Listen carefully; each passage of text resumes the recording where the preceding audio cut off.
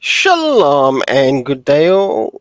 This is Tehillim29 back again, and welcome to the Super Sons Fortress of Attitude. And today I've got something a little bit special for you, and that is covering a topic and, of course, something in connection to an article. But this article, this is being done specifically for the Super Sons Fortress of Attitude website. And I really hope you enjoy what is about to be presented here, because with here, the Super Sons are coming to the rescue for things that people forget about the Super Sons series of comics. So let's start off at the beginning.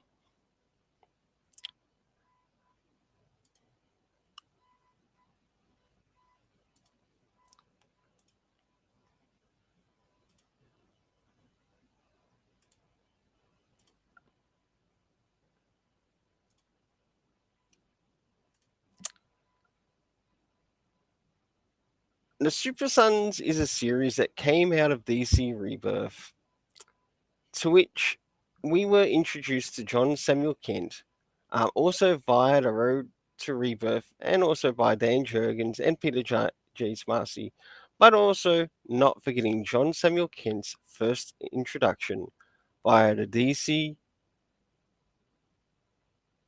Convergence Superman comic run. And of course, you'll see what you've got before you is a picture of the young John Samuel Kent from the DC Comics Convergence event. And I'll now move to the next.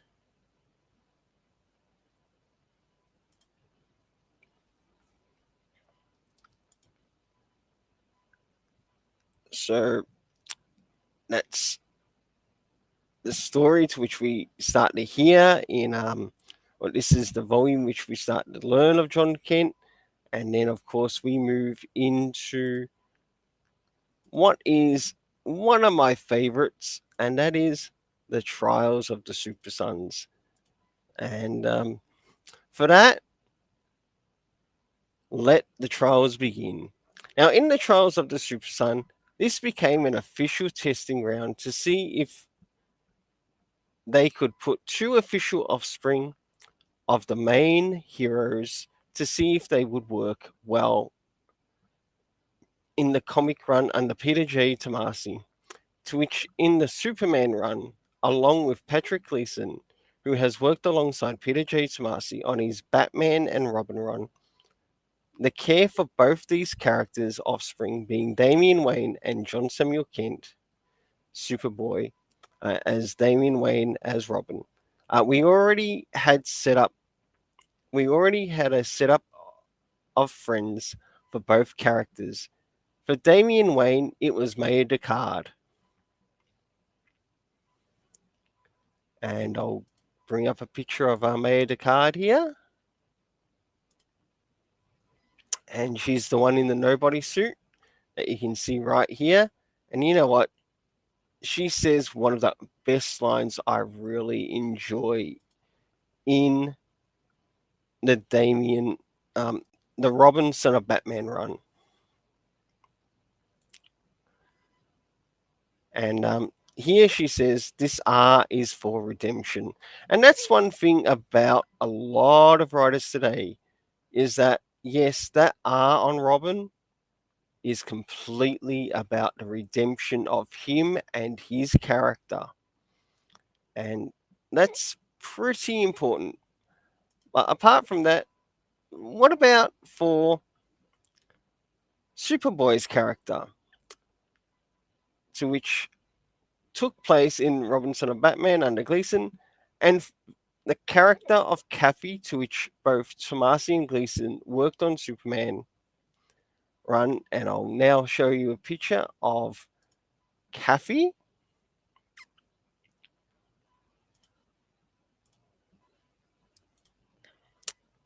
And here she is, looking at John in the sky.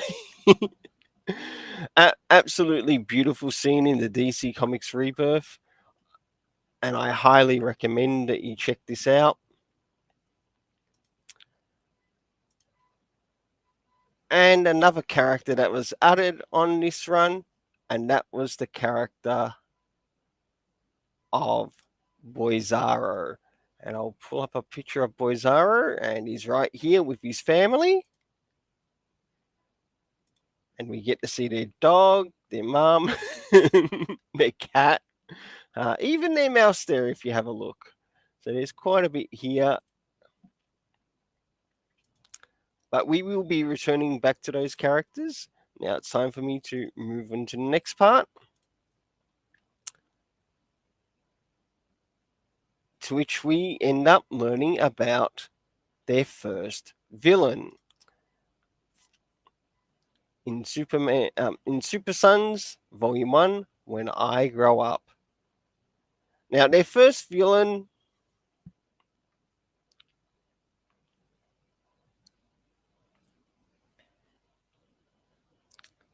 after the trial of the Super Sons, when Damien and John earned their capes from their biological fathers, plus some getting to know each other time, which you can definitely see they were both on a rocky ground until they started to begin to like each other.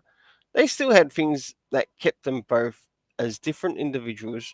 Sure, there was a small age difference between them, as well as a height difference, which still made it all exciting.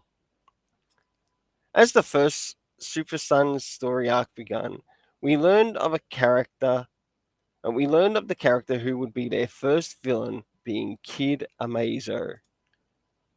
So I'll pull up Kid Amazo, and that's him right there.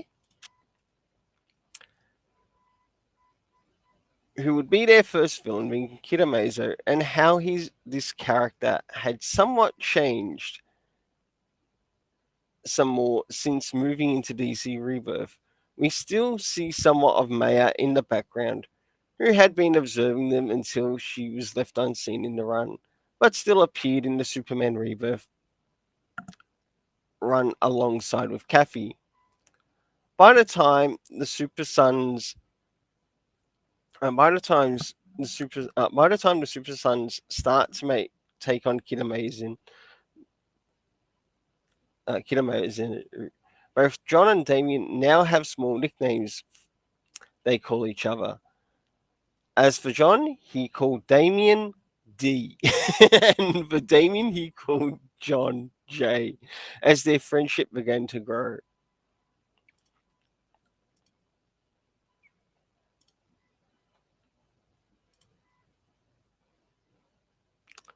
Holy multiverse, Batboy! By the time we move into the Planet of the Capes arc, which the arc also crossed over with the DC Rebirth Teen Titans, which was written by Benjamin Percy. They encounter an enemy which managed to age up Damien to being grandpa age. The Teen Titans, which Damien was also working with, also enjoyed John Samuel Kent, aka Superboy's company, in being able to help them out. This will also come back up again later on in the next volume. It is also a volume including these issues that officially get the Super Sons headquarters between Gotham and Metropolis in Morrison Bay, being the Fortress of Attitude. And of course, let's pull up one of my favorite things in this. And this is it, the Fortress of Attitude.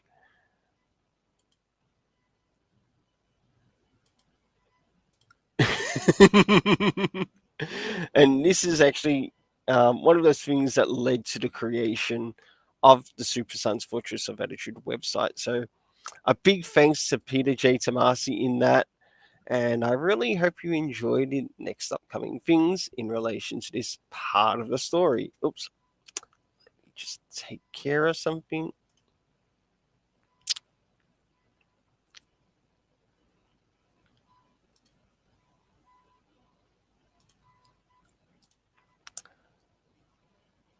Also, in the upcoming issues, it was also established that they now both go to the same school together, especially to help increase Damien's social skills. And John S. Kent helps Damien to do that. Moving into the next thing, and that is the Super Sons of Tomorrow.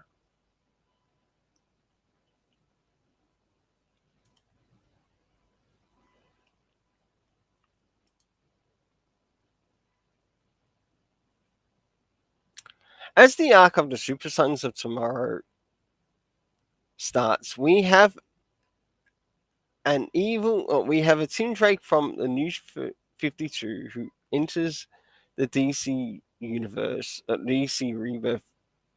universe into the world of the Super Sons, to which he lays blame on Damien and John being responsible for the destruction of something that happened in his universe with his John Kent. So this one goes into a preemptive measures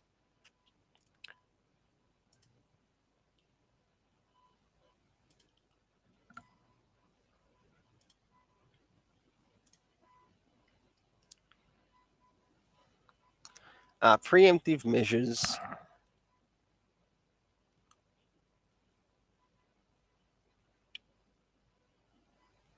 to stop this John Samuel Kent in the rebirth of DC. As this arc occurs, this brings both Damien and John so much closer together as friends, as this Tim Drake also takes on a new mantle known as Savior. Things eventually get resolved towards the end of the story with the help of Superman on the scene as well. But when it came to things in relation to John Kent joining the Teen Titans, it was a letdown to his character because not all the characters were working as a team, but with some rough spots, which showed later in the Benjamin Percy run.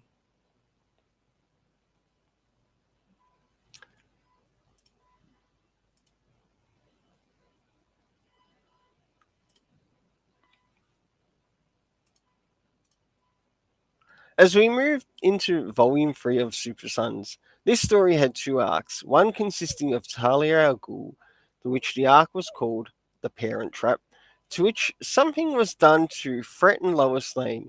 This story was also used to teach John some more about Damian Wayne's past before he became Robin, as his best friend was also an assassin who worked under his mother, under the League of Assassins, of course. And it definitely had some funny moments, including John Kent asking if he could be taught how to use a sword, to which Damien refuses. The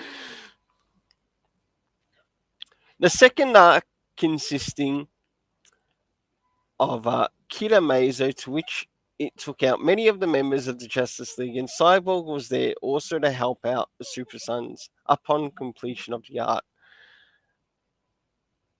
until we moved into a one-shot crossover with the Super Sons and Dynamite.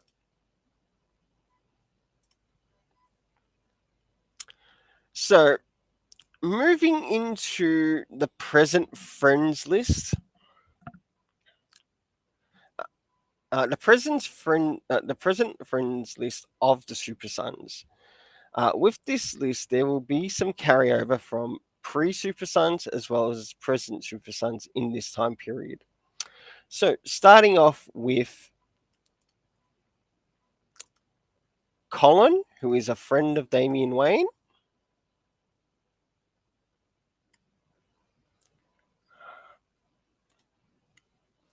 Right, there's Colin, and he was met in, I think it was the streets or gates of Gotham Run, with Paul Dini, I believe. Then we've got Maya Descartes. So I will be going back to, oops, wrong one. Maya Descartes. We also have Suren,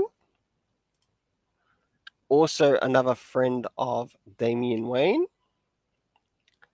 His complete name is Suren Durga,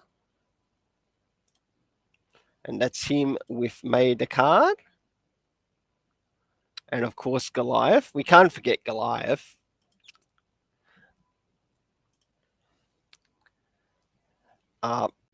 For John, it was Kathy. So here's Kathy again. And Boizaro, which we saw earlier.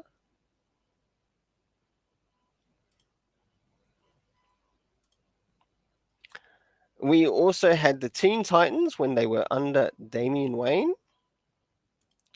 And this is the Teen Titans under Damian Wayne.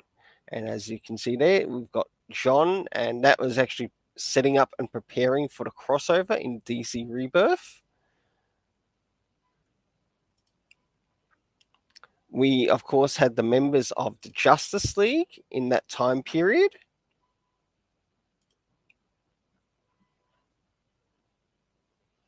And these are the present members of the Justice League. We can't forget, of course, Dynamite and Blue Falcon, who you saw before, and also the members of the Bat family, as well as the Superman family, and also also the Planet of the Capes friends, which they made in Volume 2, or they met in Volume 2.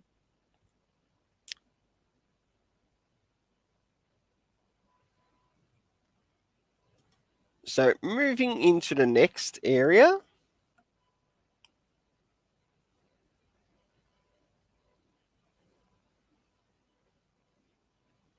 Oh.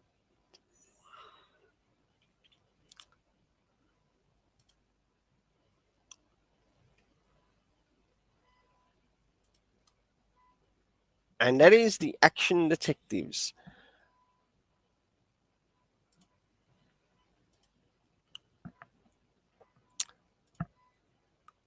Moving into the adventures of the Super Sons, Peter J.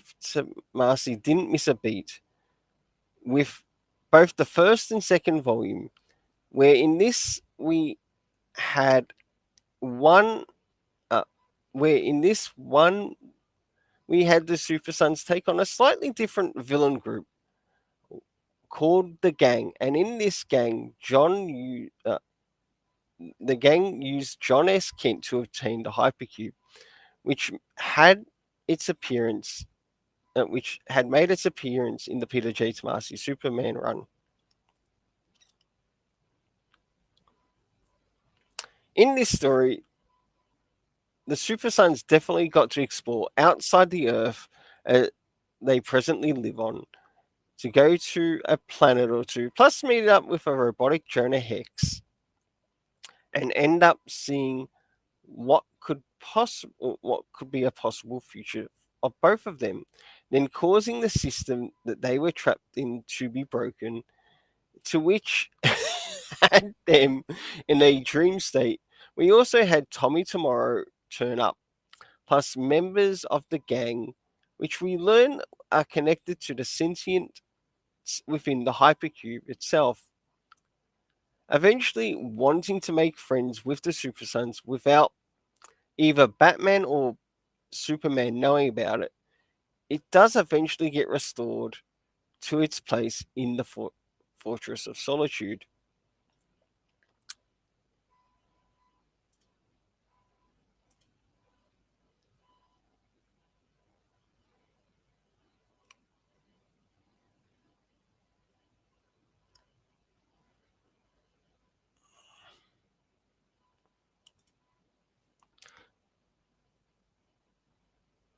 So moving into the time of the Challenge of the Super Sons. In the Challenge of the Super Sons, it showed up at the right time at the right place.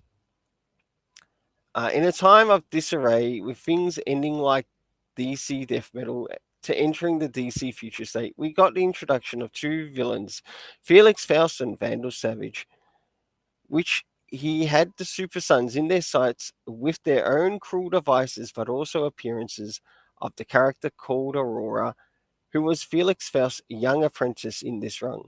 Our fave Super Sons had to go out of their way to save some members of the Justice League, whilst trying to reverse the curse of a scroll. The setup of the story was amazing and definitely gave high manga vibes. Even in even uh, as we even had our protagonists J and D even being sent to the past and brought forward again into the future. These amazing 14 chapters were broken into 7 physical issues of, of this run.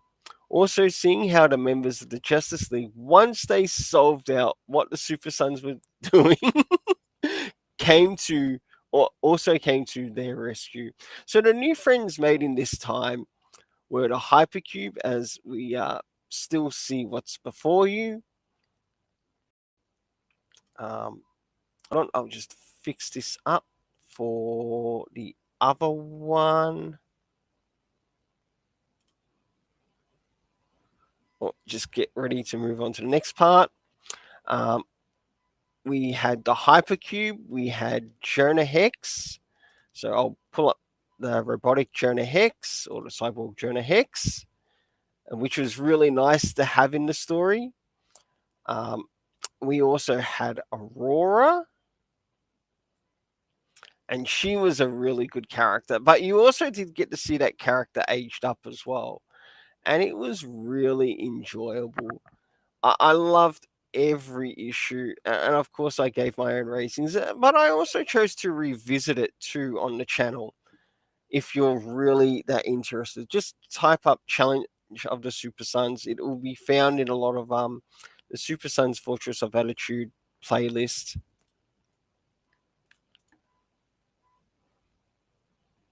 Now, moving into the next part, and that is the Superman and Robin special.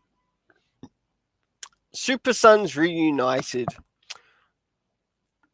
As we move into Peter J. Tomasi, the Super Sons one shot called Superman and Robin, Peter J. Tomasi brings back the Hypercube with the great editing and story skills of his team. They sure made us, they made sure to keep us, the audience, up to date in relation to the Hypercube once again, as it sets off the alarm at the Fortress of Solitude. With the return of this sentient Hypercube, the Super Sons were both called back again, back in again to the Fortress of Solitude. One thing I think a lot of people missed was the actual title of this chapter, which leaves things very open ended, not plot hole filled as many people think. Um, as we know, Peter J. Tomasi is returning with another Super Sons, to which by the time of this recording, we've had Saved by Bell Rev come out. Hopefully, in both the Super Sons Dark Crisis stories, time will tell with those solicitations as well. Now, I want to move into a slightly different area, and that is something I call the Restoration Station. And for this, talks about the restoration or how the Super Sons could be restored.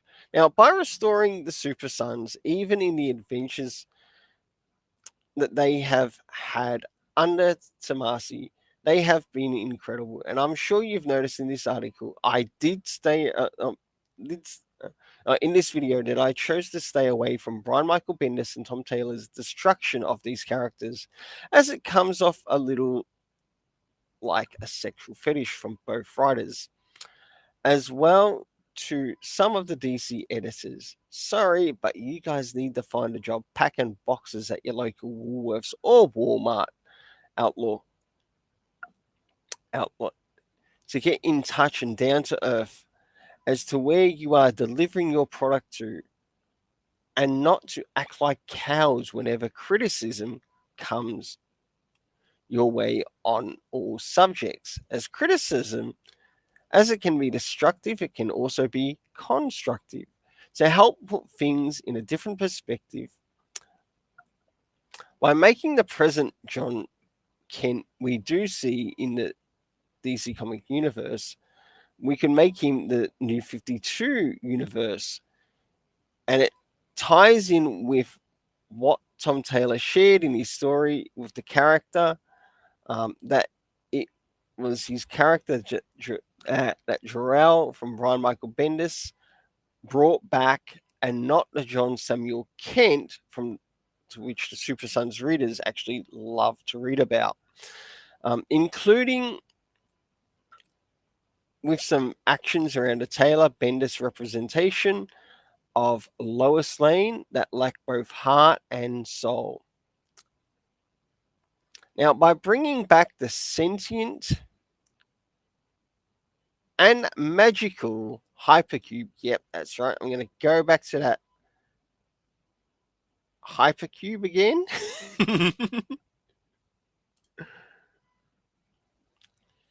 Because as you notice something here that really stands out, they calls it the magical mystery cube. So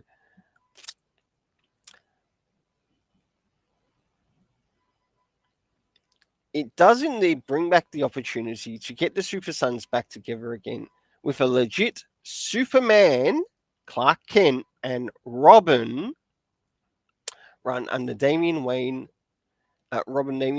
run under Tomasi, which could either be in a mini or maxi series of 7 to 14 issues long. As you could have the Hypercube return, but this time it shows up in the Super Sons headquarters in Morrison Bay. And we know where that is, don't we?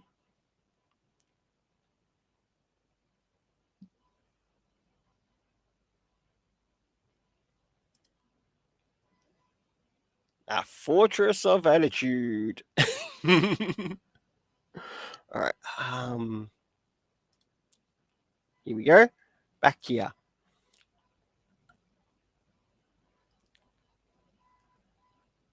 And by having it return this time, it shows up in the Super Sons headquarters in the Morrison Wayne. But as Damian Wayne investigates the intruder alert to find it there, this time we get a glimpse of a message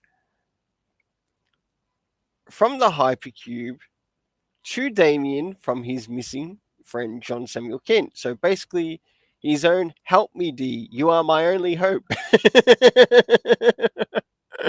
And Damien informs his father, to which his father gives him permission to go with Superman to go in search for John Samuel Kent together. The Hypercube being one of the things to help track John Samuel Kent down, as Batman now has to keep an eye on the present multiverse version of the Tom Taylor Bendis boy, Superboy, as Damien saves his best friend, with Batman's best friend being Clark Kent, aka Superman.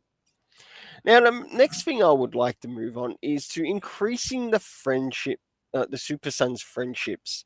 Now, I'm not too sure if you've noticed it or not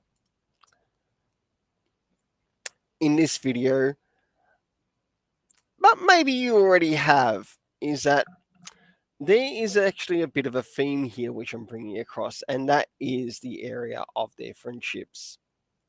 Now, I'm going to start to cover the list of characters one by one. So, starting off with first things first, or first character first, whether you like or hate him, and that is Connor Hawke.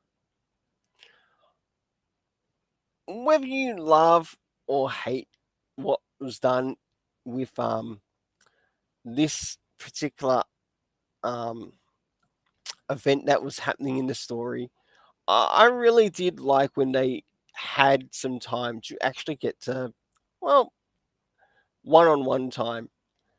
And it wasn't bad, it wasn't terrible, but I did actually enjoy what happened. And the picture I chose here is actually probably one of my favorite pictures that came out. The next characters that I'd like him to sort of like be friends with and team up with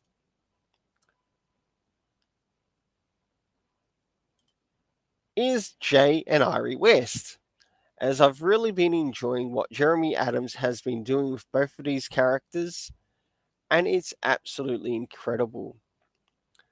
The next character I want to bring in is Sideways, Derek James.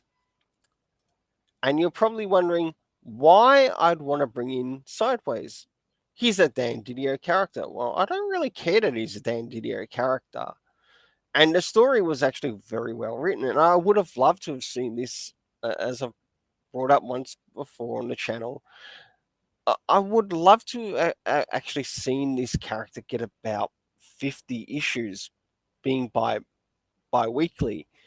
And I think this character would actually be really good for the Super Sons. Yes, he's a little bit older than him, but who cares?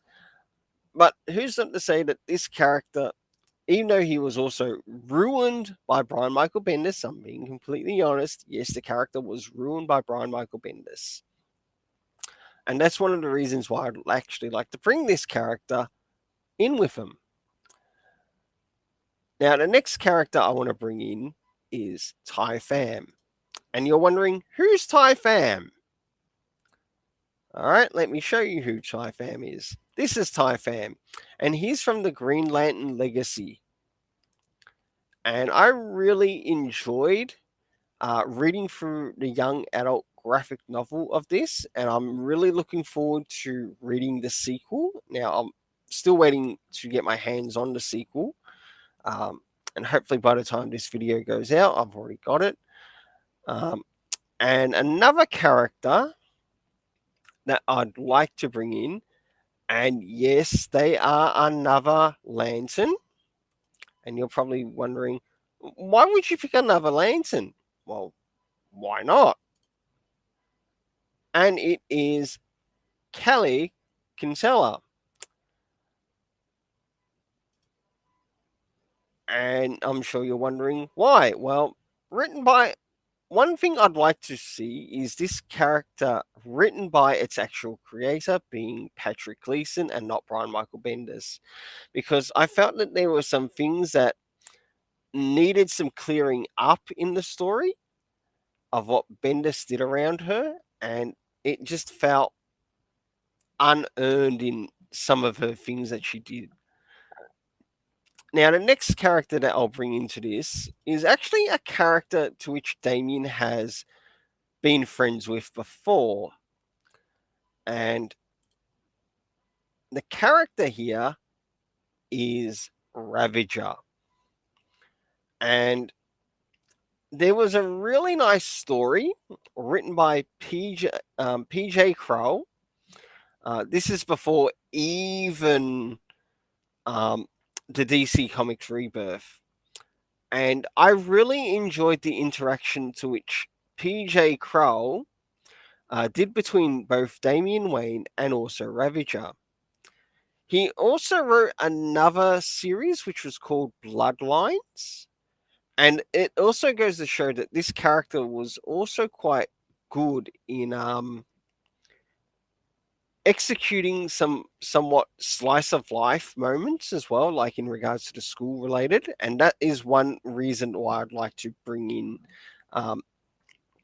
this character, and maybe even bring him back on board as well as a writer.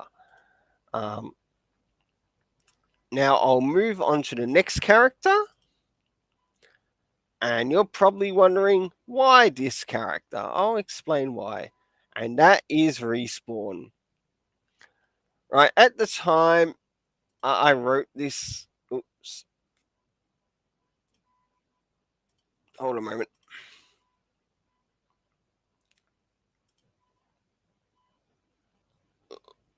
Sorry, wrong picture there.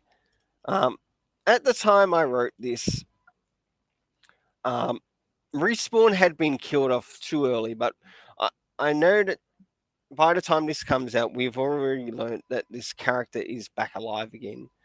So moving into the next character, and that is Miguel from Dial H for Hero. Again, this is one character which the story's beginning, especially the first issue, was all right, but it really slipped towards the end. And one of the things I want to point out is that I felt that this character was ruined by the writer who worked on his story and around his character, because one of the things that was totally abandoned the rest of the way to the story was what happened with Miguel's uncle. And that's the thing. What the hell happened with Miguel's uncle? And it would be really nice to know, to see that plot hole fixed up. Even if it is in a Super Sons related story, I think it would be absolutely great.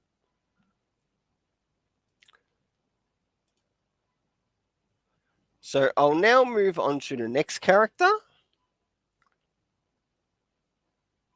And this is a character to which Damian Wayne has met through Gotham Academy.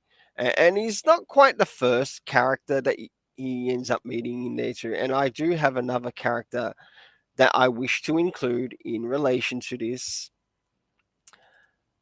And that is Maps, or aka Mia Mizuguchi. As I really enjoyed their interaction to how Becky Cloonan actually wrote the Gotham Academy story. And yeah, it was a really well written slice of life school related story. Yes, it had its mysteries, but it was amazing. Both the first and the second volume, and also the other semester that came out. It was really amazing. And I hope eventually that they do bring out the Gotham Academy um, into an omnibus. Now, there is actually another character from Gotham Academy, which I'm going to include right now before I finish off with the last two characters. And that is Colton Rivera. And you're wondering, why would I choose this character? Why Colton?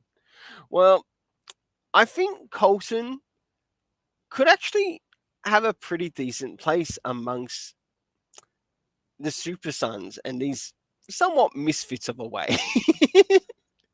And of course, these are their own characters, and they're really enjoyable as well.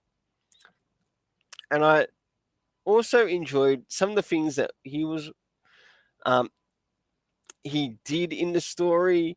Yes, he was a pain in the bum character, but he wasn't always a pain in the bum. But if it's one thing you do actually learn about this character, is that he's someone who is gay, but the way the story was written about the character coming out was gay, it was very well done. It was very organic. And you know what? I don't care that the character's gay. One thing the writer did right was make me like the character before he revealed he was gay. And you know what? That is fantastic. You won me over. And this is why I'd like to include Colton Rivera in the list. Um, so moving into the next character, and this is another character from um, Adventures of the Super Sons, and that is Joker Jr. I would love to see this character return. as I feel that this character would like this is a character that was brought in with Rex Luthor, and you really got to see this character really shine in. Well, instead of being seen as a bad guy, this character really shone in being the good guy, and I really enjoyed that. And yeah, this character needs to return. Um, but the only way that could happen is with the hypercube. All right, last but not least, I've got one more character, and of course, by the time this video goes up, people already know about this character, and you're probably wondering why, why? Thing is, why not? And this is the character of Sydney.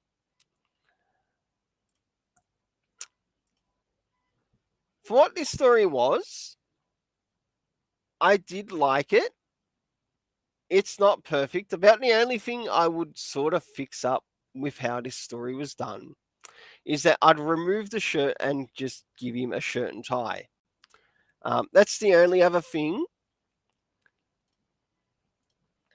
But it is really nice to see that you see both Damien and John pay attention to what's happening with the scene.